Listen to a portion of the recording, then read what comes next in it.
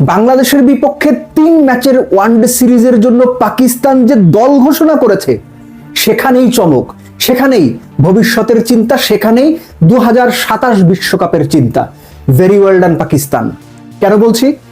15 জনের যে স্কোয়াড বাংলাদেশে আসবে ওয়ানডে সিরিজ খেলার জন্য, সেখানে 6 জন আনকোরা নতুন প্লেয়ার ডেবিউর অপেক্ষায়। অর্থাৎ বাংলাদেশের বিপক্ষে পাকিস্তান 6 জন ক্রিকেটারকে ওয়ানডেতে ডেবিউ করাবে, এমন চিন্তা করেই দল সাজিয়েছে। আমার প্রশ্ন হচ্ছে, হায় হায়, বাংলাদেশের সঙ্গে ওয়ানডে সিরিজ হাইরা যাইব, এই ভয় পাকিস্তানিদের নাই, পাকিস্তান ক্রিকেট বোর্ডের নাই। বাংলাদেশের সাথে সিরিজ হাইরা গেছি, পাকিস্তান ক্রিকেট বোর্ড কর্তারা মুখ দেখাবেন কি করে মিডিয়ার সামনে? সিরিজ জিতে তো তারা মিডিয়ার সামনে প্রচুর কথা বলবেন। না, পাকিস্তান ওই ধারা নাই। পাকিস্তান বিশ্ব ক্রিকেটের বড় শক্তি আর না, কিন্তু ক্রিকেটীয় চিন্তায় যে বাংলাদেশের চাইতে যোজন যোজন এগিয়ে এই দল ঘোষণা করে তারা সেটাই প্রমাণ করলো। Very well done Pakistan.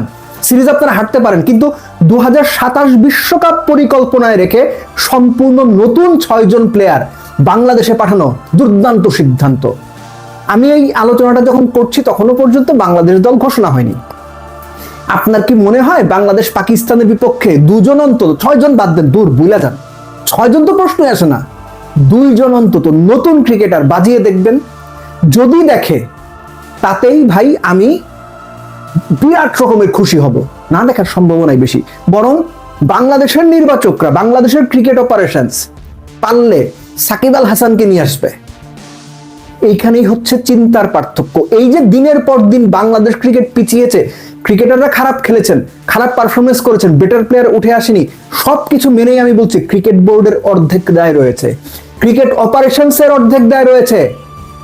সপ্তাহখানেক আগে একটা আলোচনাতে বলেছিলাম যে বাংলাদেশ যখন প্রাইম টাইম ছিল ক্রিকেটের, পঞ্চপাণ্ডব ক্যারিয়ারের পিক ফর্মে ছিল, তখনও বাংলাদেশে জিম্বাবুয়ে খেলতে আসলে বাংলাদেশ ক্রিকেট বোর্ড মাশরাফি, সাকিব, তামিম, মুশফিক, রিয়াদ সব বাইরে খেলায় দিছে। তারাও জায়গা ছাড়তে চায় নাই। নতুনরা আসুক, তারাও সেটা ঠিক মতো চাইছে কিনা আমার সন্দেহ আছে। ক্রিকেট বোর্ডও সেই পথে হাঁটে নাই। পাকিস্তান ওই ধাঁচের দেশ না, ওই ধাঁচের ক্রিকেট বোর্ড না। তাদের প্লেয়ারদের এখন ইন্টারন্যাশনাল টপ মোস্ট লেভেলের প্লেয়ারদের সাথে একটা ঘাটতি পারফরমেন্সের দিক থেকে আছে, কিন্তু চিন্তার জায়গায় এই যে বাংলাদেশে সম্পূর্ণ 6 জন নতুন প্লেয়ার, ডেবিউর অপেক্ষা থাকা প্লেয়ার দিয়ে 15 মেম্বার স্কোয়াড গঠন করে পাঠানোর সিদ্ধান্ত নেওয়া হয়েছে। ব্রিলিয়ান্ট সিদ্ধান্ত। আপনি বাবর আজমের কথা চিন্তা করেন, এখনো ওয়ানডেতে বাংলাদেশের মতো দলের এগেনস্টে মিরপুরের মতো উইকেটে দুর্দান্ত। ফাকার আজম সবশেষ 3 ওয়ানডেতেই তো বোধহয় কত 2টা 50 করছে। সাইম আইয়ুব ইয়াং প্লেয়ার, 17-18 ওয়ানডেতে 3টা 100, 3টা 50 বাইরে। সো জিনিসটা হচ্ছে কি, পাকিস্তান ক্রিকেট বোর্ড বাংলাদেশকে হিসেব করেই দল সাজিয়ে পাঠিয়েছে। এখন তো মিরাজের পোয়া বারো একদম লারালাপ্পা করছে, পাকিস্তানের দল হারাই দিব, তাহলে মিরাজের ক্রেডিট। যদি কোনো কারণে ফসকে যান, হেরে যান, তখন কিন্তু, আর এই যে তখন কিন্তু কথাটা বললাম যে যদি হাইরা যাই, বাংলাদেশ আরো বেশি করে এক্সপেরিমেন্ট করবে না, টপমোস্ট প্লেয়ার যারা আছে তাদেরকেই খেলাবে। আর এইখানেই এই সমস্ত চিন্তার কারণে, এই সমস্ত ক্ষুদ্র চিন্তার কারণে, ক্ষুদ্র মানসিকতার কারণে, ভবিষ্যৎ ঠিক মতো দেখতে না পারার কারণে, ভবিষ্যৎ চিন্তা করে ক্যালকুলেটিভ রিস্ক না নেওয়ার কারণে, নতুন প্লেয়ার, পাইপলাইনের প্লেয়ারদের পর্যাপ্ত সুযোগ না দেওয়ার কারণে বাংলাদেশ ক্রিকেট 10 বছর আগে যেখানে ছিল, 2015-তে যেখানে ছিল, সেখান থেকে আরো নিচের দিকে গেছে।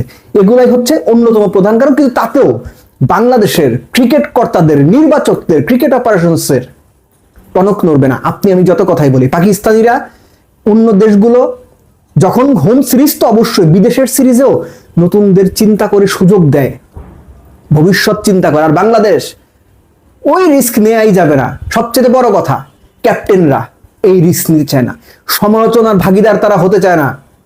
এই কারণে বাংলাদেশ ক্রিকেট দিনকে দিন পেছাচ্ছে, আরো পেছাচ্ছে। এবং আগামীতে হয়তো দেখবেন যে বাংলাদেশের এই ক্রিকেট দল আপনি যেখানে দেখছেন, আপনি যেখানে দেখতে চেয়েছেন, তার কাছাকাছিও নাই।